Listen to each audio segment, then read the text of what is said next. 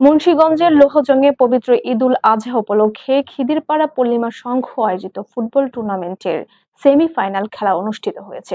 শওকত হোসেনের তথ্যচিত্রে বিস্তারিত।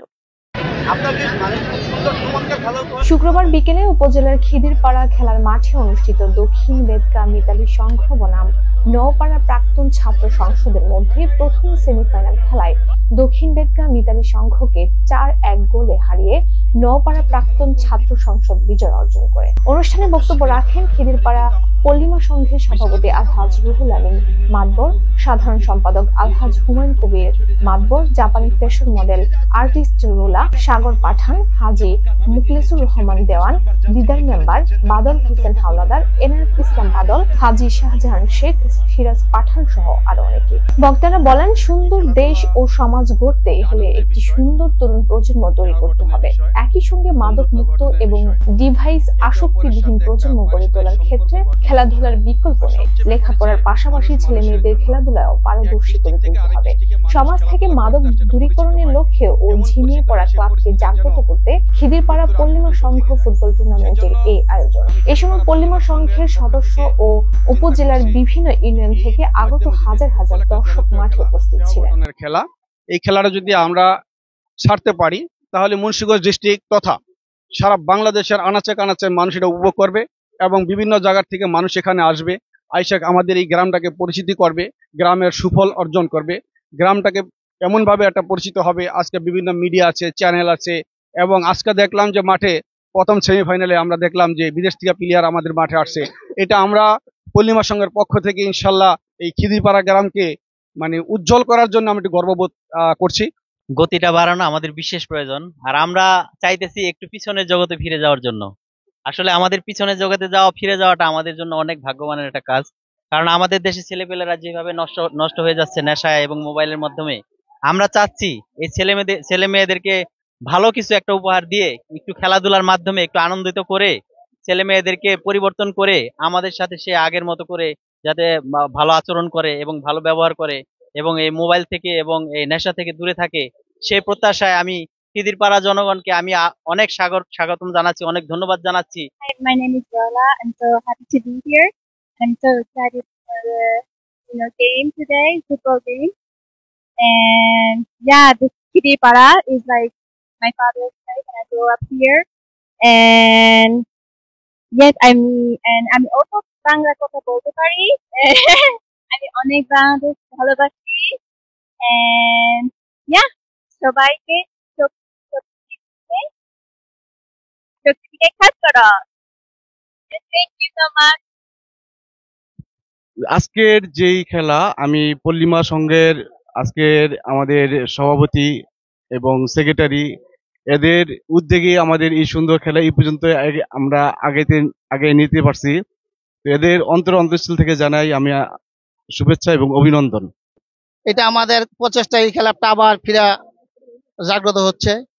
ভাবে পল্লিমার সঙ্গে বিভিন্ন যারা আছে সংগঠনের, তারা উত্তর আগায় যাবে। আমি পরামর্শ দিব, আমার আশেপাশে যারা বয়োবৃদ্ধ আছে তারা পরামর্শ দিবে তাদের যে সমস্ত খিদিরপাড়া ঐতিহ্যবাহী পল্লিমা যুব সংঘের যে আজকে সেমিফাইনাল খেলা হলো, এটা এই সংগঠনটা অনেকদিন যাবৎ ঝিমিয়ে ছিল, যার কারণে এই খেলাধুলা অনেকদিন যাবৎ হয় না। আমার মনে পড়ে আমি আরো মনে হয় 17-18 বছর আগে কাবাডি খেলা এই পল্লিমা সংঘের মাধ্যমে হয়েছিল।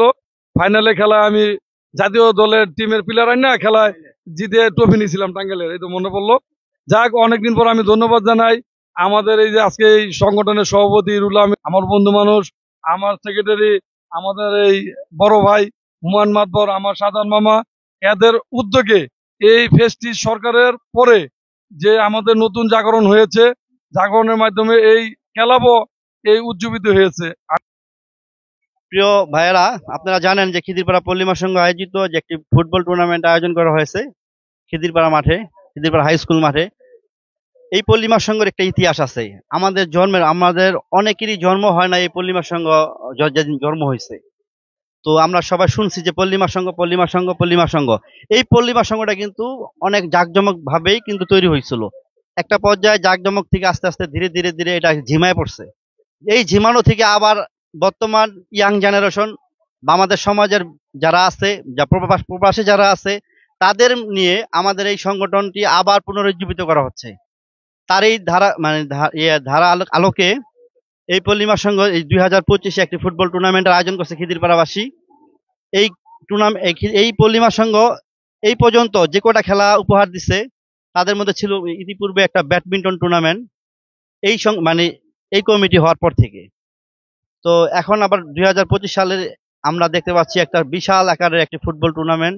এই টুর্নামেন্টে ঘিরে কিন্তু আমাদের বিশাল কিছু ক্লাব হওয়ার সম্ভাবনা আমরা দেখতে পাচ্ছি। আমাদের এই পল্লিমা সংঘের একটি ঘর আছে, ভাঙাচুরা ঘর, এটাকে জাগ্রত করার জন্য আমরা একটা ভবন বা অফিস, আমরা ইমারত তৈরি করার জন্য আমরা এই খেলাটা আয়োজন করতেছি। তো ওই খেলাটা এখন আমরা প্রথম সেমিফাইনাল আজকে শেষ করলাম ইনশাল্লাহ। আমাদের এই সেমিফাইনালে আমরা হাজারো দর্শক, আপনারা দেখতে পাচ্ছেন যে হাজারো দর্শক কোনো প্রকার বিশৃঙ্খলা ছাড়া আমাদের টুর্নামেন্ট আজকে শেষ হলো। তো আপনারা সবাই সবার থেকে দোয়া করবেন আমাদের পল্লিমা সংঘের জন্য, পল্লিমা সংঘের জন্য আগামীতে খুব ভালো কিছু উপহার দিতে পারে। শুধু খেলাধুলা না, আমাদের পল্লিমা সংঘের অনেকগুলা বিষয় আছে, সেটার মধ্যে একজন মাদকদ্রব্য নিয়ন্ত্রণ করা, তারপরে যারা আশেপাশে মোবাইল টিপে মাঠের চারপাশে বসে থাকে, স্কুল টাইমে বসে থাকে, স্কুলে ছুটির সময় বসে থাকে, এদেরকে মানে শাস্তি করা আমাদের মূল টার্গেট। সমাজে ভালো কিছু হোক, ভালো বিচার হোক, ভালো কিছু হোক, এটার প্রত্যাশা নিয়েই আমরা কিন্তু পল্লিমা সংঘ আমরা সবাই আগে আসছি। আমাদের পল্লিমা সংঘ কিন্তু অনেক বিশাল আকারের ছিল এবং থাকবে, এই আশা ব্যক্ত করে আমি আমার বক্তব্য শেষ করছি। ধন্যবাদ।